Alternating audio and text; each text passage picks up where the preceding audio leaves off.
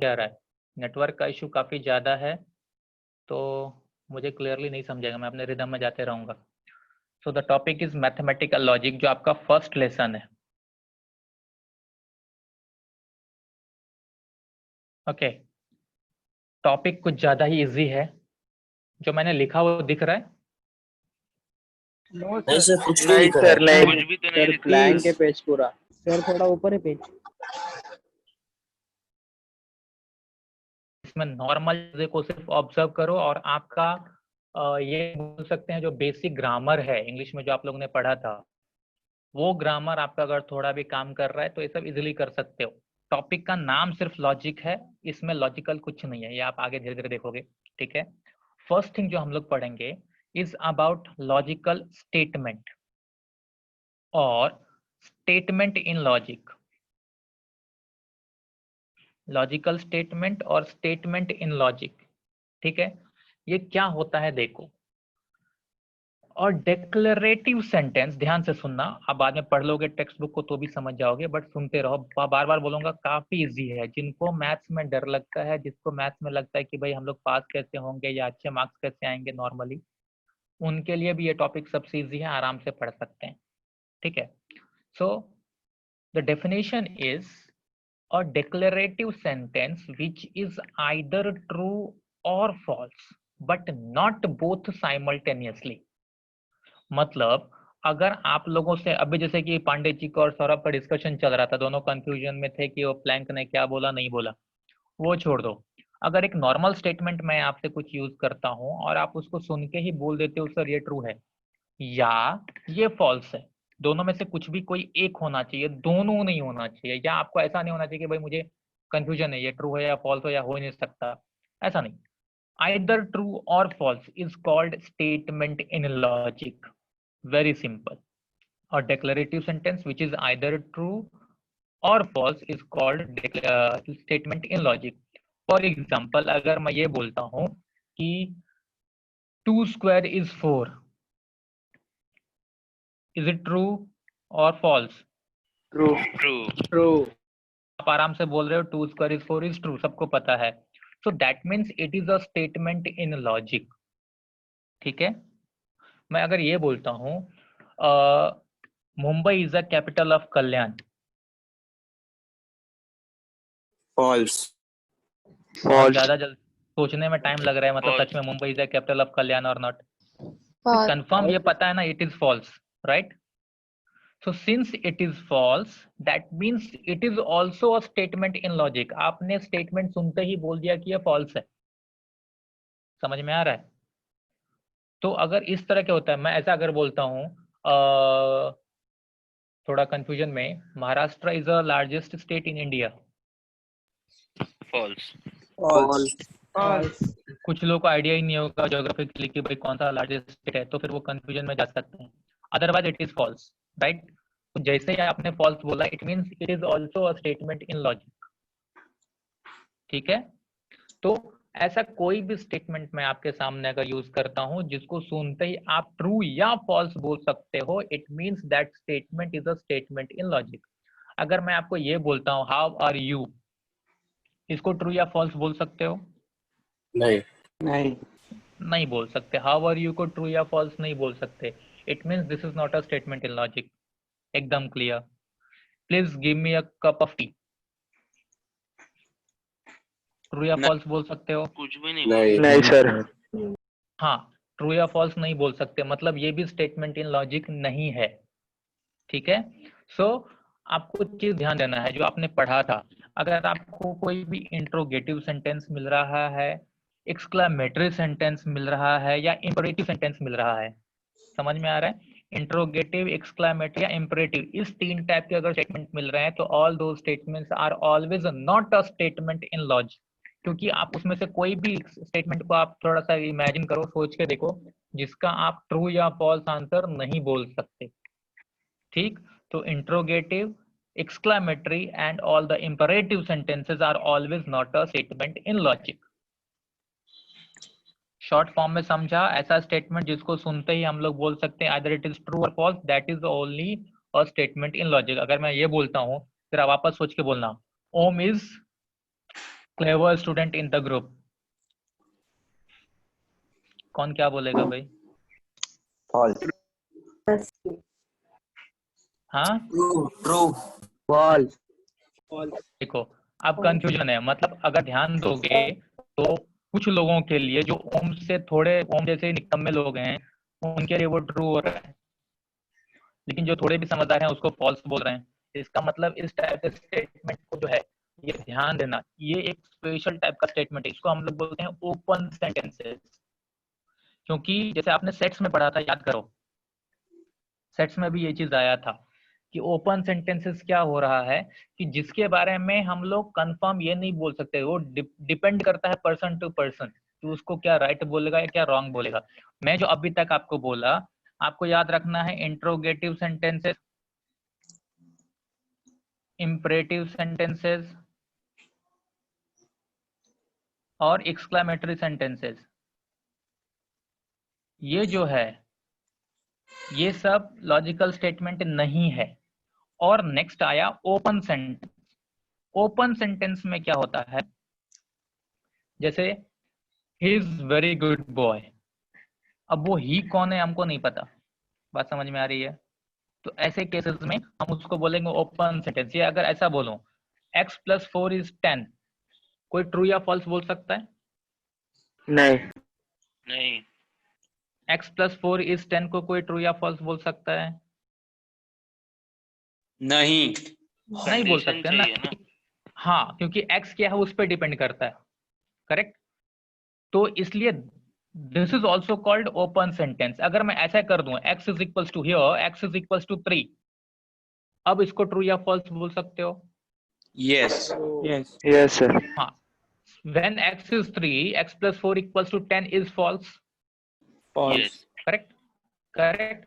So all the mathematical identities, जितने भी आपने मैथमेटिकल फॉर्मूले पढ़े हो, जो भी मैथमेटिकल फॉर्मूला है, all are statement in logic। लेकिन अगर इस टाइप का आया तो ये आपको ध्यान देना है, इसका वैल्यू जो भी वेरिएबल है उसका वैल्यू दिखाया है कि नहीं दिखाया। अगर वैल्यू दिखाया है तो उसके बेसिस पे आप ट्रू या फॉल्स बोल सकते हो।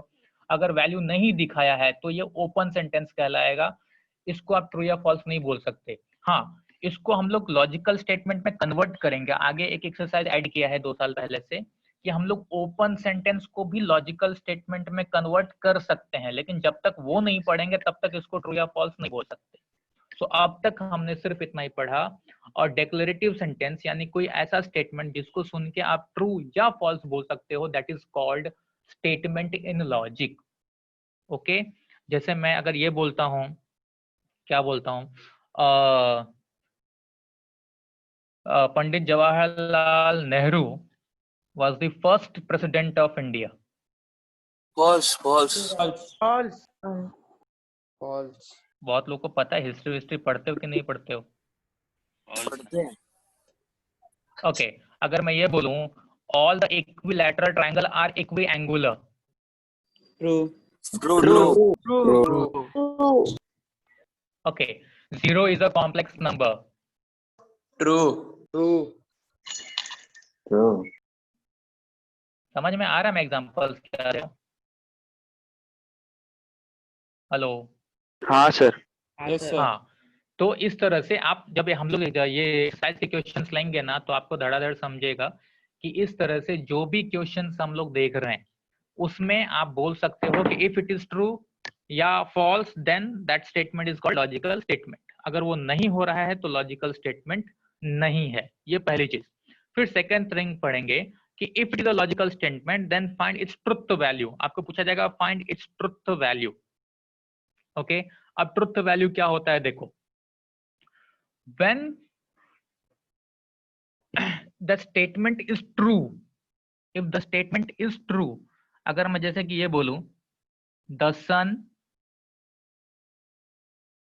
sets in the west, is it true or false? true, true, true, Sun sets in the west is true. So since it is true, that's why its truth value is t, capital T लिखते हैं, truth value is T। Okay, और अगर मैं ये लिखता हूं 5 + 4 is 10, false, false. So False. that's why is its truth value is f, capital f लिखेंगे। तो ट्रुथ वैल्यू जब हम लोग नाम सुनते हैं ना तो हमको लगता है ट्रुथ वैल्यू तो ट्रू की बात हो रही है, ऐसा नहीं है। If that statement is true, then the truth value is t. If the statement is false, then the truth value is f. Very simple. Okay.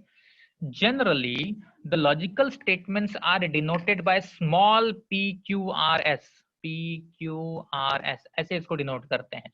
So, जैसे कि मैंने ये एग्जांपल लिया था तो ऐसा लिख सकते हैं let p, मैं एक एग्जांपल ले रहा हूं, let p 4 is odd number.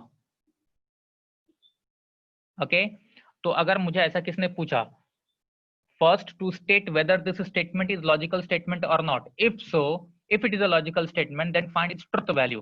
तो अगर मैं ऐसा इसको डिनोट कर रहा हूँ स्मॉल p में 4 इज ऑड नंबर, ये ट्रू है या फॉल्स?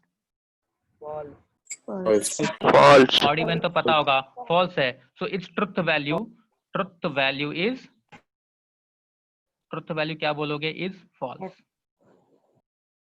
समझ में आ रहा है? हेलो, हाँ सर, करके भी लिख सकते हो समझ में आ रहा है कि नहीं आ रहा है, ठीक है। सिमिलरली लेट q, अगर मैं ये एग्जांपल लूं 1 इज प्राइम नंबर,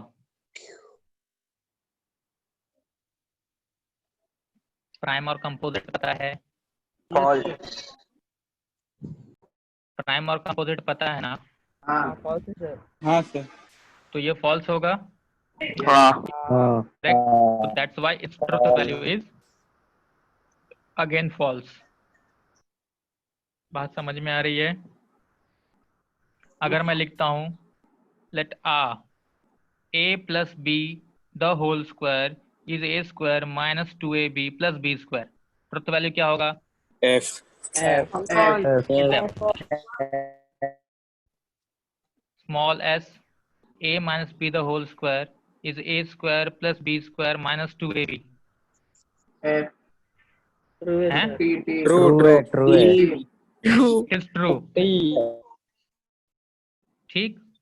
हाँ, तो इसी तरह से इसको हमेशा डिनोट करना है। सबसे पहले आपको चेक करना है, क्वेश्चन भी आपका फर्स्ट एक्सरसाइज यहीं से स्टार्ट होता है। क्वेश्चन ऐसे ही आएगा, first to check whether the given statement is logical statement और not.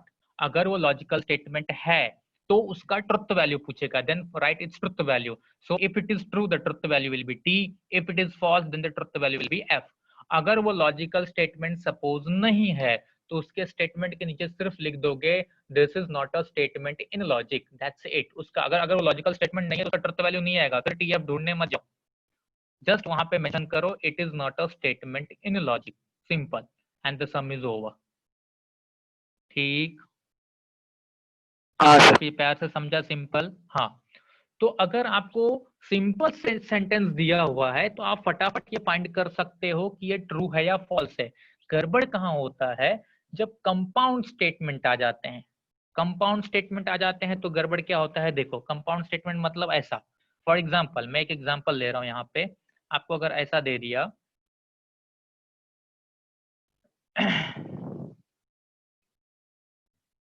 64 is perfect square True. and अरे रुक तो सही पहले, अब मैं कंपाउंड स्टेटमेंट में जा रहा हूँ। 64 is perfect square and 46 is a prime number। अब बताओ, ये पूरा एक ही सेंटेंस है, 64 is a perfect square and 46 is a prime number। अब इसका ट्रुथ वैल्यू बताओ, ट्रू या फॉल्स? अब बात समझ रहे हो, यहाँ पे दो स्टेटमेंट है, राइट? दो अलग अलग सिंपल सेंटेंस है। First one is 64 is a perfect square which is true, correct? Yes, और जो सेकंड वन है 46 is a prime number which is wrong. तो अब अगर दोनों साथ में दे दिया तो इसको मैं ये कैसे डिफाइन करूं कि भाई ये ट्रू है या फॉल्स है? तो इसको सॉल्व करने के लिए एक तरीका है, बहुत प्यारा सा तरीका है, उसको समझो अभी प्लीज। सबसे पहले क्या करने का, इसको ना सिंबलिक फॉर्म में डिनोट करो। सिंबलिक फॉर्म मतलब PQRS में लेके आ जाओ। So let P 64 is per, 64 is perfect square and Q 46 is a prime number. Okay. Hello अब हेलो, सर, ये क्या किया आपने? मैंने जो कंपाउंड स्टेटमेंट है जिसमें दो सिंपल सेंटेंस ऐड हुए थे with the help of conjunction and, बराबर ना, हाँ उसको मैं सेपरेटली पहले सिंबॉलिक फॉर्म में लेके आ रहा हूँ, PQ फॉर्म में। ओके, ठीक है सर। ओके, और इसको सिंबॉलिक फॉर्म में लिखने के लिए क्या करना पड़ता है, देखो आपको ये ध्यान देना पड़ेगा, जब भी कंजंक्शन यूज होंगे, जैसे एंड, यहाँ पे जो कंजंक्शन सब यूज होंगे उसको भी मैं थोड़ा सा पहले एक्सप्लेन कर रहा हूँ, कंजंक्शन क्या क्या यूज होते हैं।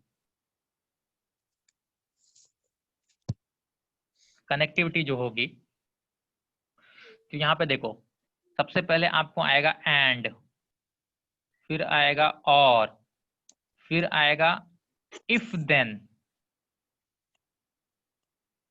फिर आएगा इफ एंड ओनली इफ, जो हमें यूज होने वाला है इस टॉपिक में वो मैं बता रहा हूं, और आएगा निगेशन।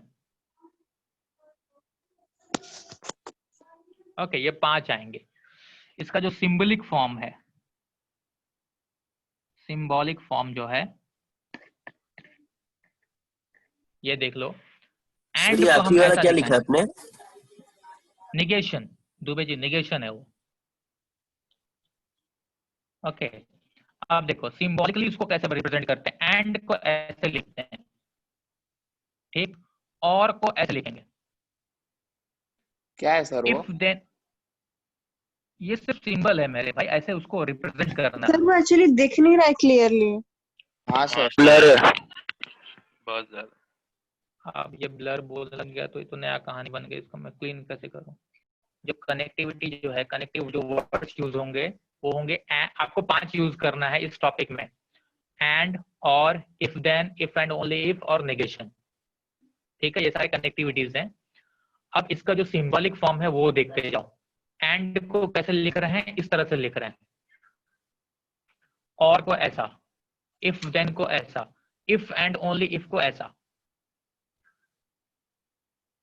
और नेगेशन को ऐसा। सिमिलैरिटी का जो साइन आपका 10th में पढ़ा आपने, ठीक। सर हेलो, हाँ, इसके दूसरे नाम भी आ सकते हैं। एंड को कंजंक्शन भी बोला जाता है, एंड को बोलते हैं कंजंक्शन, और को बोलते हैं डिसजंक्शन।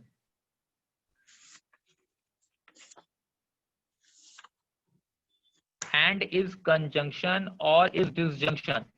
इफ देन जो यूज हो रहा है, देखो इफ देन जो यूज हो रहा है सिंगल एरो, उसको बोलते हैं कंडीशनल।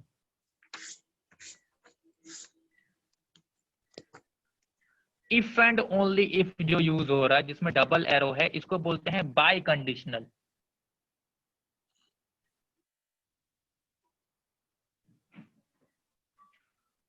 और जो नेगेशन है, इसको हम लोग यूज कर रहे हैं नॉट में, या नॉट में यूज कर सकते हैं। दिख रहा है आप लोगों को? हाँ सर। सर लास्ट क्या लिखा आपने? नॉर, NOR, या नॉट भी बोल सकते हो, ठीक। इसमें जो सिंगल एरो मैंने दिखाया है, इसको अगर आप चाहिए तो ऐसा भी लिख सकते हो। कई बच्चों को ये आदत रहती है मैथ्स में रिप्रेजेंट करने की, या इसको ऐसा भी लिख सकते हो, बाई कंडीशनल को, दोनों चलेगा, ठीक है। तो मीनिंग सबसे पहले समझो, एंड इज लाइक दिस, और conditional, if then, if and only if is biconditional, and this negation, that is not या नॉट। कई टीचर्स जब आप कॉलेज में जाओगे इसको अलग तरह से बोलते हैं, इसको बोलते हैं कैप। कैप करके आपको बोलेंगे, आपको समझना है कि इसका मीनिंग क्या होता है। इसको बोलेंगे कप। कब? कैप, कैप और कप, CUP। कब? हाँ, वो पढ़ने के लिए थोड़ा इजीली बोलने के लिए वैसे यूज करते हैं कैप और कप, लेकिन इसका जो नॉर्मल नाम है ये यही है, conjunction, disjunction, conditional, bye conditional, और नॉट या नेगेशन, जैसा भी बोलो, हाँ ठीक। यस। तो अब मैं आ रहा हूँ, कोई कुछ बोल रहा है? अब मैं आ रहा हूँ अपने एग्जाम्पल पे। मैंने एग्जाम्पल क्या लिया था कि 64 इज अ परफेक्ट स्क्वायर ये कंपाउंड तो मुझे बोलना सर वॉइस ब्रेक हो रहा है बहुत। नहीं समझ रहा है क्या बोल ब्रेक हो रहा है। हेलो हाँ सर आपका वॉइस बहुत ब्रेक हो रहा है। नया प्रॉब्लम क्या अभी हो रहा है वीडियो भी अभी फ्रीज नहीं हो हो गया। रहा है। सर आप कुछ बोल रहे हो क्या? हाँ मैं ये बोल रहा था कि जो अपना एग्जाम्पल था 64 is a perfect square and 46 is a prime number, इसको मैं अब सिंबॉलिक फॉर्म में लेके आ गया P और Q में। यहाँ पे कनेक्टिविटी यूज हुआ था एंड, ठीक, एंड यूज हुआ है और एंड को हम लोग रिप्रेजेंट कैसे कर रहे हैं हमने यहाँ देखा था, एंड को रिप्रेजेंट कर रहे हैं इससे कैप। कैप। कैप। अब हाँ तो इसका सिंबॉलिक फॉर्म क्या हो जाएगा, symbolic form will be P and Q, ऐसा लिख सकता हूं मैं। हाँ P कैप Q, बात समझा? हाँ तो सर। इसको हम लोग ऐसे अब लिख सकते हैं, जो स्टेटमेंट मेरा था 64 is a perfect square and 46 is a prime number, उसी का फॉर्म हो गया P एंड Q, कि मैंने इसको assume किया, इसको assume किया। ओके अब मुझे find करना है ट्रुथ वैल्यू। ट्रुथ वैल्यू करने के लिए जो आपको ध्यान देना है, पहले मैं बताया कि सिंबॉलिक फॉर्म कैसे आएगा। अच्छा इसी को मैं थोड़ा चेंज कर रहा हूँ, आप लोग को मेरी आवाज आ रही है ना? हाँ सर। हाँ अब ध्यान से सुनो, यही चीज और मैं कैसे हो सकता, ऐसा स्टेटमेंट आ सकता था 64 परफेक्ट स्क्वायर और 46 प्राइम। P कब Q? सर वॉइस थोड़ा लैग हो रहा है। हेलो एक बार सर ईयरफोन्स निकाल के ट्राई करो। तो फर्स्ट था 64 is a perfect square and 46 is a prime number, तो उसका सिंबॉलिक फॉर्म आया P and Q, right? Yes Yes, sir. Our second connectivity is or, तो इसको ऐसा भी लिख सकते हैं 64 इज अ परफेक्ट स्क्वायर और 46 इज अ प्राइम नंबर, तो यहाँ पे आ जाएगा P और Q। ओके हाँ third connectivity is if then, if then देख लो ध्यान से, ठीक? तो इसी सेम एग्जांपल को मैं कैसे पढ़ूंगा, if 64 is a perfect square then 46 is a prime number. अगर मैं इफ देन यूज करूंगा तो if 46 is 64 is a perfect square then 46 is a prime number, तो उसका symbolic form क्या होगा, P implies Q, like this। दिख रहा है? हाँ सर। हाँ P implies Q हो जाएगा, P conditional Q, इस तरह से। और अगर मैं इसी स्टेटमेंट का बोलूं 64 is a perfect square if and only if 46 is a prime number, तो if and only if use होगा तो P double implies Q, ऐसा यूज होगा, ठीक? तो ये अलग अलग सिंबॉलिक फॉर्म आएंगे। सर वो लास्ट वाला एक बार रिपीट करो ना। हाँ आप सब लोग ना सबसे पहले ये कनेक्टिविटी पे ध्यान दे जाओ, and or if then if and only if and negation not, ठीक? तो अब मैं ये बोल रहा हूँ जो अपना एग्जांपल है 64 is a perfect square and 46 is a prime number, उसको मैं एंड लेके यूज किया तो P एंड Q लिखा, और लेके यूज करूंगा तो P और Q लिखूंगा। अगर मैं इसी को लिखूंगा if 64 is a perfect square then 46 is a prime number, तो P plus Q लिखूंगा ऐसा। और लास्ट वाला क्या हो जाएगा, 64 is a perfect square if and only if 46 is a prime number, तो इसको लिखूंगा ऐसा, P double implies Q। ये लिखने के अलग तरीके हैं सिंबल यूज करके, जो भी सिंबल दिया है, ठीक? Yes sir. एक एग्जांपल मैं और ले रहा हूँ, लाइक अगर मैं ऐसा लिखता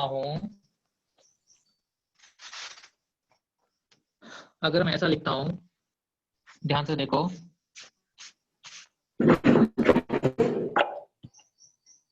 milk is white if and only if sky is blue,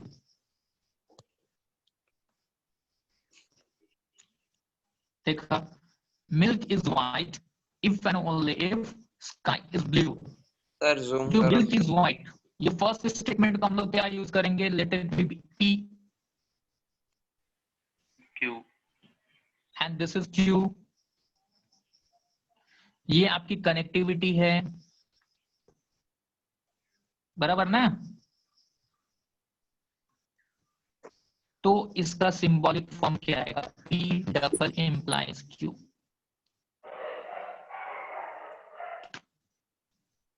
समझा? हाँ।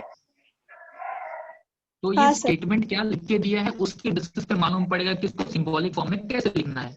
इफ देन यूज किया है तो ऐसे लिखेंगे, इफ P देन Q, ये वाला पहला वाला। इफ एंड ओनली यूज किया है तो ये करेंगे,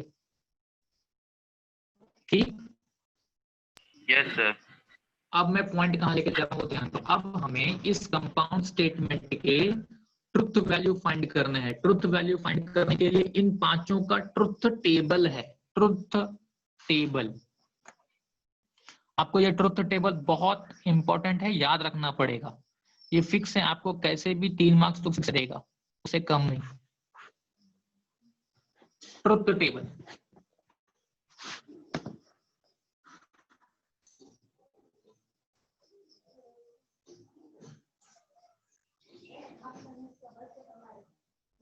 ओके। अब ध्यान से एक एक करके ट्रुथ टेबल देखते जाओ। First one is for and.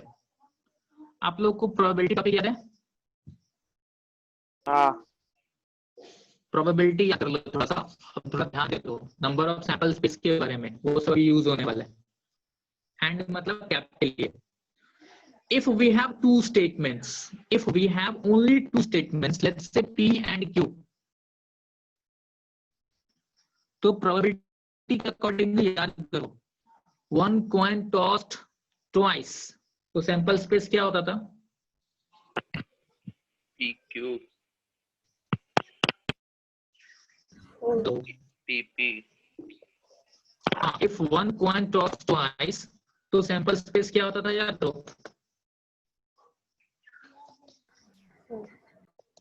Possibility क्या होती है, 4 बार हो सकता है दोनों पहले टेल्स हो या दोनों हेड हो या Tails, हेड टेल हो tails. या टेल हेड हो, ऐसा ही होता था ना। हाँ हाँ सर। हाँ, सिमिलरली क्या सर? सिमिलरली अगर मेरे पास दो स्टेटमेंट है P और Q, तो ऐसा पॉसिबल हो सकता है कि पहला ट्रू हो। जैसे सर। यहाँ एक एग्जांपल में था 64 इज अ परफेक्ट स्क्वायर, ये ट्रू था कि नहीं था? हाँ बेटा। हाँ sir 64 is a perfect square, true statement है ना। हाँ सर। हाँ सर। और 46 इज अ प्राइम नंबर, ये फॉल्स स्टेटमेंट था। यस। आप लोग शायद मेरा पॉइंट समझ रहे हो, कुछ कंफ्यूजन है तो मैं वापस रिपीट करता हूँ। मैं सर, क्या बोल रहा हूँ, ध्यान से सुनो। मैं ये बोलना चाहता हूँ, जब भी आपको कंपाउंड स्टेटमेंट मिलेगा, फिर कोई ना कोई कनेक्टिविटी यूज होगी।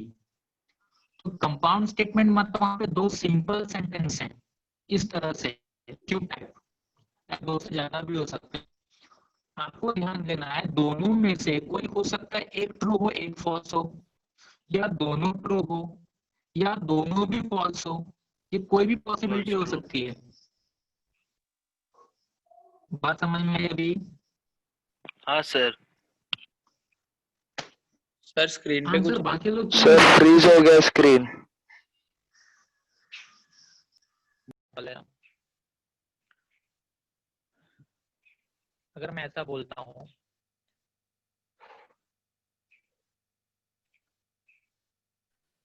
थ्री इंटू 5 इज 10,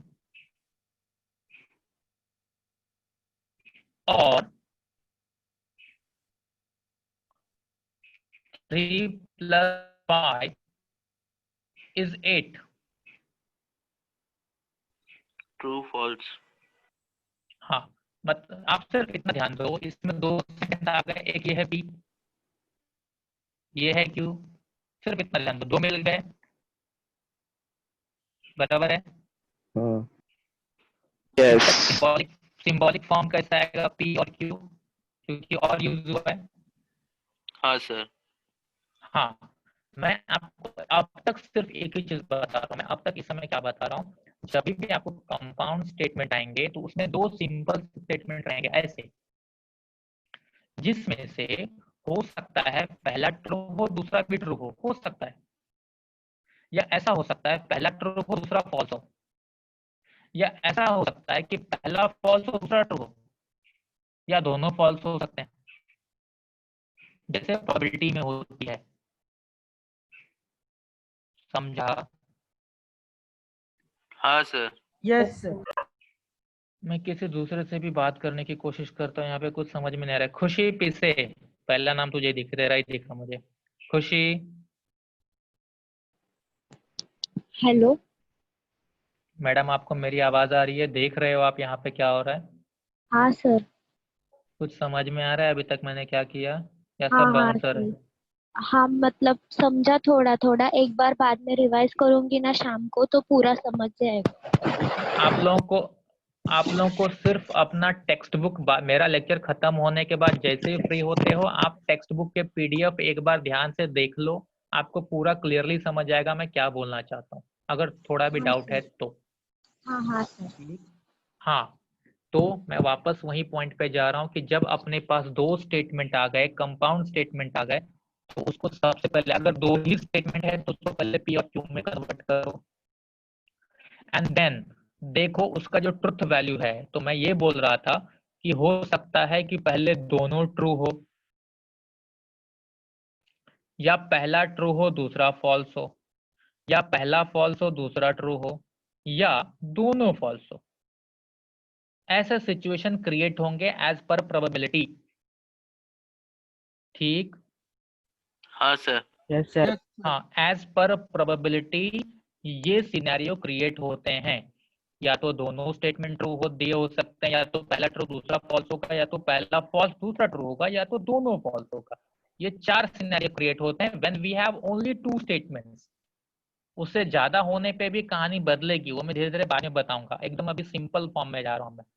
मुझे बोला गया है कि इसका आप ट्रुथ वैल्यू कैसे फाइंड करोगे, जैसे कि जब यहाँ पे ये दे दिया था मुझे 64 is a perfect square and 46 is a prime number, मुझे समझा अरे पहला तो ट्रू है दूसरा फॉल्स है, लेकिन इसका फाइनल आंसर क्या होगा? Truth value final answer false. Find करना मेरे लिए मुश्किल हो रहा है।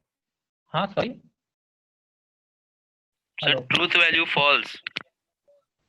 हाँ, लेकिन ये आपने बोल दिया, कई लोग कंफ्यूज हो सकते हैं ना कि पहला ट्रू है दूसरा फॉल्स है, तो आंसर फॉल्स ही क्यों आया? हाँ बात सर। समझ में आ रही है? हाँ, तो इसके लिए एक ट्रुथ वैल्यू, ट्रुथ टेबल करके क्रिएट किया गया है पांचों कनेक्टिविटी के लिए। ये इन पांचों के लिए ट्रुथ टेबल है, कि जिसके बेसिस पे आप सिर्फ टेबल याद रखो, बाकी आपको कुछ सोचना नहीं है और फटाफट आप आंसर बोल सकते हो। टेबल क्या बोलता है? एंड का देखो, पी एंड क्यू का टेबल क्या बोलता है? व्हेन बोथ आर ट्रू, याद ऐसे याद रखना है, when both are true answer is true, बाकी सब फॉल्स। ठीक? समझा? Yes yes sir. सर। हाँ सर। आप अगर लॉजिकली एक दो एग्जांपल लेके सोचोगे तो भी आप समझ सकते हो। अगर मान लो ऐसा नहीं किया तो सिर्फ इतना याद रखो, in case of and, when both are true answer is true, rest of all false, that is T and T is T, otherwise false, F F F. लेकिन ये कब होगा? In case of and. अगर मैं second table ले रहा हूं for और के लिए, वापस दो स्टेटमेंट आएगा, पी क्यू, प्रोबेबिलिटी वही सारे आने वाली है, T T F F, T F T F, ये प्रोबेबिलिटी है। टेबल आएगा पी और क्यू करके, पी और क्यू। और का रूल क्या बोलता है? और का रूल में आपको याद रखना है, when both are F, when both are F answer is F, otherwise true. दोनों में डिफरेंस समझा? एंड में क्या हो रहा है? T and T is T, बाकी सारे फॉल्स। और में क्या हो रहा है? एफ और एफ इज एफ, बाकी सारे ट्रू। हेलो? यस हाँ सर। सर। यस सर समझा। हाँ अच्छा सर। अच्छा अच्छा, मैं एक एग्जांपल और दे रहा हूँ, ओम पांडे जी मुझसे सपोज बात कर रहे हैं और ओम पांडे ने कहा सर 2 + 2 4 होता है और 2 × 2 6 होता है। तो पांडे जी ने सही बोला या गलत बोला? गलत बोला sir. False. Truth value false है मेरा। हाँ तो पांडे जी ने क्या बोला? 2 + 2 सर 2 + 2 तो 4 होता है और उसने यूज किया और 2 × 2 6 होता है। तो हाँ इसका मतलब पांडे जी दोनों आंसर को जस्टिफाई करना चाहते हैं, लेकिन क्योंकि 2 × 2 उन्होंने 6 बोला इसलिए आंसर फॉल्स हो गया। लेकिन वही पांडे जी अगर ऐसा बोलते हैं सर मुझे लगता है ना कि 2 + 2 4 है या 2 × 2 6 है, अब अभी ट्रू है सर। सोच के देखो। हाँ थोड़ा कंफ्यूज करेगा लेकिन सोच के देखो। पांडे जी क्या बोल रहे हैं? ऑप्शन दे रहे हैं पांडे जी। ट्रू है या ना? उन्होंने यूज किया? ट्रू। हाँ उन्होंने या यूज किया है। एक बार फिर तो से बोल लो। हाँ मैं फिर से बोल रहा हूँ। पांडे जी अभी बोल रहे हैं कि 2 + 2 4 होता है या 2 × 2 6 होता है। तो इसकी या यूज करने की वजह से पांडे जी ने ऑप्शन दे दिया है। ट्रू। तो पांडे जी सही तो बोल रहे हैं। ट्रू। हाँ तो वही हुआ और के केस में। आप देख लो और के केस में फॉल्स कब होगा? जब दोनों फॉल्स होगा। अगर पांडे जी ऐसा बोल दे 2 + 2 is 6 and 2 × 2 is 7, फॉल्स ना? फॉल्स। 2 + 2 is 6 और 2 × 2 is 7, फॉल्स। दोनों फॉल्स वर्सेस फॉल्स। बात समझ में आ रही है? Hello sir. हाँ। यस कौन है? सर मैं तमन्ना बोल रही हूँ। वो आपने पहले बोलो। बोला था ना ओम का वो स्टेटमेंट कि पहला ट्रू है दूसरा फॉल्स है तो उसका वैल्यू ट्रू आएगा, लेकिन फिर वो सेकंड स्टेटमेंट जो था वो तो गलत ही है ना। नहीं बच्चा, True कैसे? आप कनेक्टिविटी पे ध्यान दो प्लीज। मैं स्टेटमेंट सिर्फ मत बोलो, अच्छा ठीक है कनेक्टिविटी ठीक है। बोलो। हाँ कनेक्टिविटी पे फोकस करो। अगर उसने एंड यूज कर लिया इसका मतलब वो दोनों आंसर को जस्टिफाई कर रहा है। तो अगर एक भी रॉन्ग है तो रॉन्ग बोला उसने। लेकिन जब वो और यूज कर रहा है, सोच के देखो, और यूज किया मतलब उसने आपको ऑप्शन दिया है, वो जस्टिफाई कहाँ कर रहा है? समझा समझा। हाँ तो ये कनेक्टिविटी के बेसिस पे आंसर चेंज हो जाएंगे। इसलिए एंड में देखो ना, एंड में क्या हुआ है? When both are true then only true, बाकी सारे फॉल्स आ गए, है ना? लेकिन और में क्या हो रहा है? When both are F then only F, otherwise true. हाँ बात समझा? ये और है, ऑप्शन दे है आपको। हाँ सर। ठीक। ऐसा ही तीसरा कनेक्टिविटी जो है, तीसरा कनेक्टिविटी क्या है? If then. इफ देन ये थोड़ा ज्यादा कंफ्यूज करता है अगर सोचोगे तो। वापस चार अपना दो statement P Q, true true false false, true false true false. इसमें आपको क्या याद रखना है? इसलिए मैं बोलूंगा ज्यादा आप लोग सोचो मत। जो लोग सोचना चाहते हैं थोड़ा बंद करो। मैंने पहले बोला लॉजिकल कुछ नहीं है। P implies Q में याद क्या रखना है आपको? हर टेबल में ना कोई एक चीज याद रखनी है, बाकी चीज याद रखने के लिए नहीं है। एंड में क्या याद रखना था? T and T is T, बाकी सब F। और में क्या याद रखना है? F or F is F, बाकी सारे ट्री। इफ देन में क्या याद रखना है? Only T to F is F, first T second F then answer is F, बाकी सारे ट्री ट्रू। ये आपको याद रखना है। First T second F is F, बाकी सारे आंसर इज ट्रू। ये है इफ देन कंडीशनल स्टेटमेंट का ट्रुथ टेबल। तो ये आपको ध्यान सर रखना एक एग्जांपल बताओ ना। इसके एग्जांपल में कंफ्यूजन एग्जांपल है, एक चीज बोल रहा हूँ आपको ध्यान रखना है। फर्स्ट इज जो इसमें P implies Q है ना, ये जो P implies Q लिखा रहेगा ना, P को बोलते हैं हाइपोथेटिकल, ये असम्पशन है। समझा? ये हाँ सर, हाँ। असम्पशन है। P असम्पशन है, Q कंक्लूजन है। तो हम लोग जो आंसर फाइंड करेंगे that will be always based on conclusion. तो यहाँ पे इसलिए अगर ध्यान दोगे T to F is F, ये जो कंक्लूजन इज F। और मैं आपको FTV करना नहीं, ये first part is assumption, second part is conclusion. उसके पॉइंट पे जाना। और टेक्स्ट बुक में काम करेंगे ना, आज वापस टेक्स्ट बुक को जब तुम लोग पढ़ोगे, अभी तो फर्स्ट टाइम सुन रहे हो, टेक्स्ट बुक अच्छे से फर्स्ट एक्सरसाइज के लिए पढ़ना एंड उसके बेसिस पे वापस जब नेक्स्ट लेक्चर कल होगा उसमें अच्छे से फिर उस पर डिस्कस करें, कोई प्रॉब्लम नहीं है। लेकिन ये बहुत कंफ्यूज करेगा, ये क्लियर है। सिर्फ ये वाला थर्ड टेबल ये कंफ्यूज करेगा, P implies Q वाला। इसको सर ऐसे दो तीन थर्ड टेबल एग्जांपल में इसके इतना अच्छे ही, से सोचना है। सर थर्ड टेबल में हाँ, इतना याद रखना है कि फर्स्ट T और सेकंड F, तो आंसर इज F, बाकी सब T ना। बाकी सब ट्रू, यस।